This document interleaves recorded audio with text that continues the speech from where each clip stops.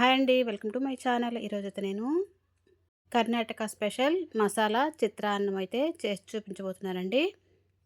ఈ మసాలా చిత్రాన్నం టేస్ట్ పరంగా చాలా బాగుంటుందండి. చాలా ఈజీగా కూడా ప్రిపేర్ చేసుకోవచ్చు. నైట్ అన్నం మిగిలిన ఉదయం చేసుకోవచ్చండి. లేదా అప్పటికప్పుడు అన్నం వండుకొనైనా చేసుకోవచ్చండి. లంచ్ బాక్స్‌లకి మంచి రెసిపీ అండి. ఇంట్లో కూరగాయలు ఏమీ లేనప్పుడు కూడా ఈ రెసిపీ చాలా త్వరగా అయిపోతుందండి. ఇలా చేసేసుకొని లంచ్ బాక్స్‌లో తీసుకెళ్ళొచ్చండి. ఇప్పుడైతే మసాలా చిత్రాన్నం ఎలా తయారు చేయాలో ఇప్పుడైతే మనం చూద్దామండి. ముందుగా రైస్‌ని ఇలా పొడి పొడిలాడేలా ఉడికించుకోవాలండి. రాత్రి మిగిలిన అన్నమైనా ఉదయాన్నే ఇలా చేసేసుకోవచ్చండి. మిక్సింగ్ బౌల్‌లోకి ముందుగా కారానికి తగ్గట్టు పచ్చిమిర్చి తీసుకోవాలండి. అందులోనే పచ్చి కొబ్బరి గానీ, ఎండు కొబ్బరి గానీ కొంచెం తీసుకోవాలండి. కొంచెం అల్లం తీసుకోవాలండి. కడిగిన కొత్తిమీర తీసుకొని ఇదంతా కూడా మనం గ్రైండ్ చేసుకోవాలండి.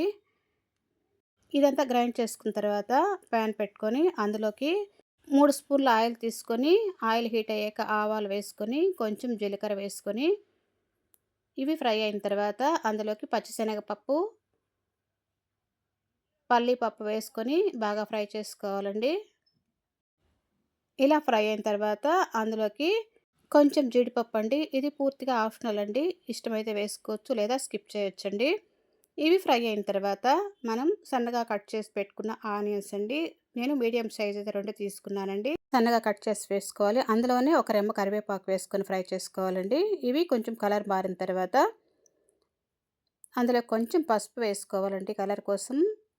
అందులోనే రుచికి సరిపడా సాల్ట్ వేసుకొని ఒకసారి అయితే బాగా కలుపుకోవాలండి. ఇలా మొత్తం అంతా ఒకసారి కలుపుకున్న తర్వాత అందులోకి మనం మిక్సీ పట్టుకున్నటువంటి పేస్ట్‌ని వేసేసుకొని ఒకసారి అయితే బాగా కలుపుకోవాలి. ఇలా 2 నిమిషాలు కలుపుకున్నట్లయితే పచ్చి వాసన అంతా పోతుందండి. ఇలా మొత్తం అంతా కలిపిన తర్వాత మనమైతే స్టవ్ ఆఫ్ చేసుకోవాలండి. ఇప్పుడు ఇది కొంచెం చల్లారిన తర్వాత ఇలా వస్తుందండి. ఇప్పుడు ఇందులోకి నిమ్మరసం వేసుకోవాలండి. నేనైతే ఒక్క నిమ్మకాయ అయితే తీసుకున్నానండి. ఇలా రసం వేసుకొని దాంట్లో వేసేసుకోవాలి. ఇది పూర్తిగా చల్లారిపోయింది.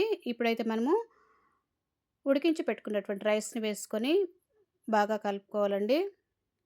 ఇలా మొత్తం అంతా బాగా కలుపుకున్న తర్వాత మనకైతే కర్ణాటక స్పెషల్ మసాలా చిత్రాన్నం అయితే మనకు రెడీ అయిందండి. చాలా ఈజీగా చేసేసుకోవచ్చండి. చాలా త్వరగా కూడా అయిపోతుందండి. పిల్లలు కూడా చాలా ఇష్టంగా తింటారు. మీరు ఒకసారి ట్రై చేయండి. మీకు నచ్చుతుంది. ఈ వీడియో గనుక మీకు నచ్చినట్టయితే లైక్ చేయండి, షేర్ చేయండి, సబ్స్క్రైబ్ చేయండి. Thank you for watching.